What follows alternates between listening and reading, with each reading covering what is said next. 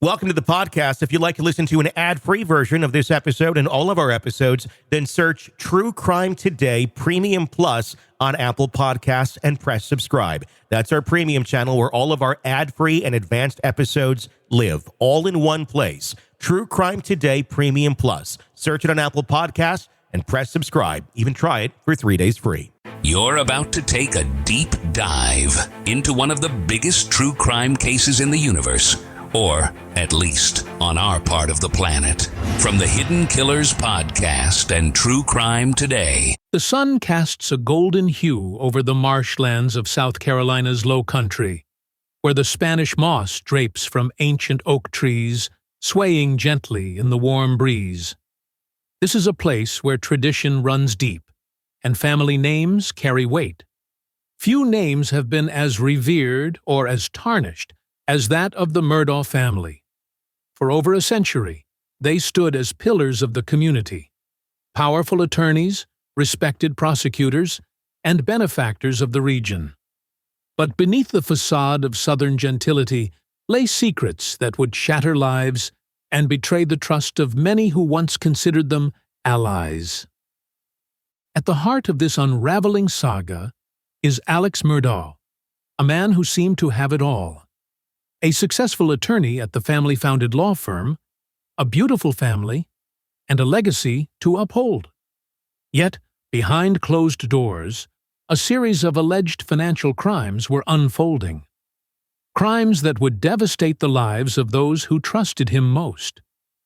It began, perhaps, with the tragic death of Gloria Satterfield, the Murdaugh family's longtime housekeeper.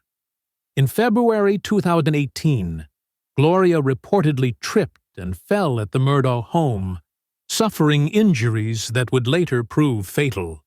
She had been more than an employee, she was a confidant, practically a member of the family, having worked for them for over 2 decades. Her sons, Tony Satterfield and Brian Harriet, were grieving and lost, unsure of what steps to take next. Enter Alex Murdaugh, the man they believed to be a friend. He approached them with a suggestion: file a wrongful death claim against him so that his insurance could compensate them. He even recommended an attorney to represent them, Corey Fleming, a close college friend of Alex's. Trusting in Alex's guidance, the Satterfield sons agreed, believing that he was helping them secure financial stability after their mother's untimely death. Unbeknownst to them, a settlement was reached for $4.3 million, of which they were entitled to receive approximately $2.8 million, but the sons never saw a dime. Instead, the funds were allegedly diverted by Alex into a fraudulent bank account he had set up under the name Forge, a name similar to a legitimate settlement consulting firm, Forge Consulting. This deception allowed him to misappropriate the settlement money without raising immediate suspicion. For the Satterfield family, the betrayal was immeasurable. Not only had they lost their mother, but they were also deceived by a man they considered a trusted advisor. Their hopes for financial security were dashed, and they were left grappling with grief compounded by injustice. But the Satterfields were not alone. Other clients of Alex Murdaugh began to emerge with similar stories of deception and theft. There was Hakeem Pinkney, a deaf man who became quadriplegic after a car accident in 2009. Alex represented him in a lawsuit that resulted in a substantial settlement. Tragically, Hakeem died in 2011, but instead of ensuring that the settlement funds went to Hakeem's family, Alex allegedly diverted the money for his own use. Then there was Natasha Thomas, another victim of a car accident, who trusted Alex to handle her settlement. She, too, was allegedly defrauded, never receiving the funds that were rightfully hers. These individuals, already burdened by tragedy and hardship, found themselves victimized again by the very person sworn to advocate for their best interests. The pattern was clear. Vulnerable clients, often dealing with life-altering injuries or the loss of loved ones, were targeted. They placed their trust in Alex Murdaugh, believing he would fight for them, only to have that trust shattered. The financial impact on these victims was profound. Settlements intended to cover medical expenses, long-term care, or provide some semblance of stability were siphoned away, leaving them to face mounting bills and uncertain futures. As allegations mounted, so did questions about how such extensive fraud could go unnoticed for so long. The answer, in part, lay in the immense power and influence wielded by the Murdaugh family. Their law firm, Peters, Murdaugh, Parker, Eltzroth, and Dietrich, PMPD, had been a cornerstone of the legal community since 1910. With generations serving as solicitors in the region, the Murdaughs were deeply entrenched in the legal and social fabric of the Low Country. Within PMPED, colleagues began to notice discrepancies. In the wake of a fatal boat crash in 2019 involving Alex's son, Paul Murdaugh, financial scrutiny intensified. Paul was allegedly driving the family boat under the influence when it crashed, killing 19-year-old Mallory Beach. The Beach family filed a wrongful death lawsuit against Alex, which required him to disclose financial records. It was during this process that irregularities surfaced. By September 2021, PMPED confronted Alex about missing funds. An internal investigation revealed that millions of dollars were unaccounted for, and Alex was forced to resign. The firm released a statement expressing shock and disappointment, emphasizing their commitment to rectifying the situation and cooperating with authorities. The revelation sent shockwaves through the community. How could a man from such a distinguished family betray not only his clients, but also his colleagues and the very principles his family had upheld for generations? The betrayal was felt deeply, not just by those directly affected, but by an entire region that had long revered the Murdaugh name. As investigations unfolded, law enforcement agencies, including the South Carolina Law Enforcement Division, SLED, delved into Alex's financial dealings. They uncovered a complex web of alleged fraud and embezzlement stretching back years. Alex was accused of using his connections and legal expertise to manipulate settlements, forging documents and directing funds into personal accounts under the guise of legitimate transactions. The sheer scale of the alleged theft was staggering. Estimates suggested that Alex misappropriated over $8 million from clients and his law firm. This money funded a lifestyle of luxury, multiple properties, expensive vehicles, and a seemingly endless flow of resources. It also, according to his defense, fed a long-standing opioid addiction. Alex's attorneys claimed that he had been battling addiction for over 2 decades, a struggle that intensified after the deaths of his wife and son in June 2021. Maggie and Paul Murdaugh were found shot to death on the family's estate, a tragedy that remains unsolved. Alex's legal team argued that his substance abuse clouded his judgment, leading him down a path of self-destruction and poor decisions. But for the victims of his alleged financial crimes, this explanation offered little solace. Their lives had been upended not by Alex's addiction, but by his deliberate actions to enrich himself at their expense. They faced mounting debts, unpaid medical bills, and the emotional toll of being betrayed by someone they trusted implicitly. One such victim, whose identity has been kept confidential due to legal proceedings, recounted the devastation of learning that the settlement they had counted on to cover life-saving treatments was gone. "I trusted him," they said. "He looked me in the eye and told me he'd take care of everything. Now, I don't know how I'll get through this." The legal repercussions for Alex were swift and severe.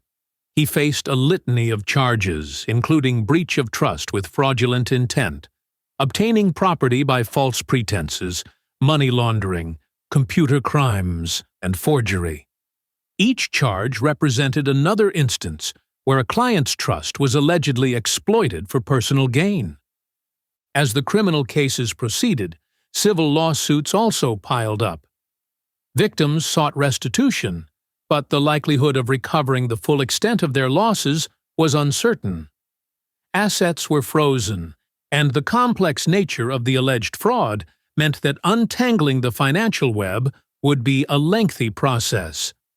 Meanwhile, the broader implications of Alex's actions reverberated through the legal community. PMPD worked tirelessly to distance itself from the scandal, implementing stricter oversight measures and cooperating fully with investigations. Partners and associates grappled with the fallout, their own reputations tarnished by association. The South Carolina bar faced scrutiny as well. Questions arose about how ethical violations of this magnitude could occur without detection. Calls for reform and increased accountability echoed throughout the state, highlighting the need for systemic changes to prevent such abuses of power. For the families of Gloria Satterfield, Hakeem Pinckney, and others, the journey toward justice was fraught with challenges. Legal battles were arduous, and the emotional toll was immense.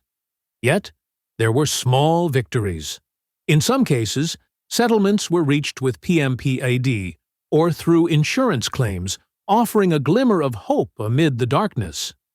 Throughout it all, Alex's disregard for the well-being of those he was sworn to protect remained a central theme.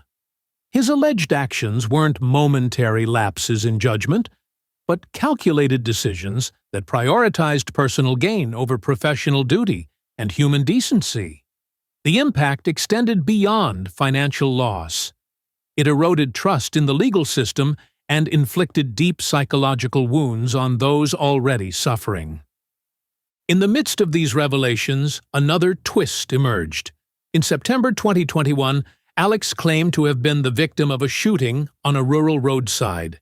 Initially reported as an attack by an unknown assailant, it was later revealed that Alex had allegedly orchestrated his own shooting in a failed suicide attempt intended to secure a life insurance payout for his surviving son, Buster. This incident raised further questions about his state of mind and the extent of his alleged manipulations. As legal proceedings continued, the community watched with a mix of disbelief and betrayal. The Murdaugh family's fall from grace was not just a personal tragedy, but a collective one, shaking the foundations of trust and integrity that many had taken for granted. In courtrooms, prosecutors meticulously laid out evidence of financial malfeasance. Documents, bank records, and testimonies painted a damning picture of deceit. Defense attorneys faced the daunting task of countering these allegations, often focusing on Alex's alleged addiction and mental health struggles. But for many, these defenses rang hollow.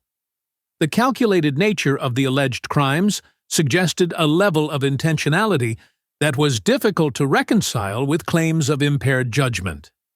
The victims' voices grew louder, demanding accountability and justice. One attorney representing multiple victims stated, "This isn't about one man's downfall. It's about a pattern of exploitation that has left real people in dire situations.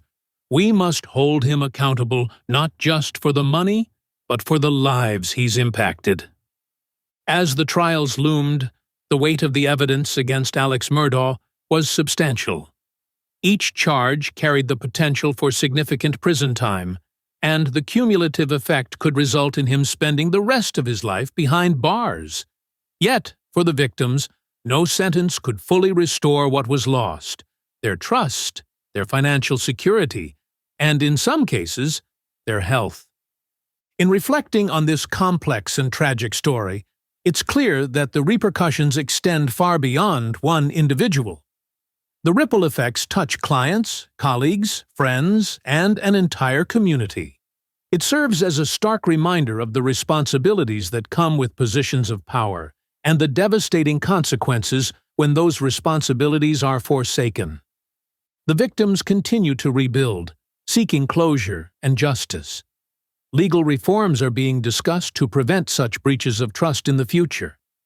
And in the Low Country, the sun still sets over the marshes, but the shadows cast are longer, tinged with the knowledge that even in places steeped in tradition and honor, darkness can seep in. As we await the final chapters of this saga, one hopes that the lessons learned will lead to meaningful change, that safeguards will be strengthened, that ethical standards will be rigorously enforced, and that the voices of victims will be heard and heeded. For Alex Murdaugh, the path forward is uncertain. His legacy, once intertwined with that of a respected family lineage, is now marred by allegations of greed and betrayal. Whether justice will be fully served remains to be seen, but the impact of his alleged actions will be felt for years to come. In the end, this is a story not just of one man's fall, but of the resilience of those he hurt, the pursuit of justice, and the enduring importance of integrity in the face of temptation. It's a cautionary tale that underscores the profound responsibility entrusted to those who hold others' lives in their hands, and the dire consequences when that trust is broken.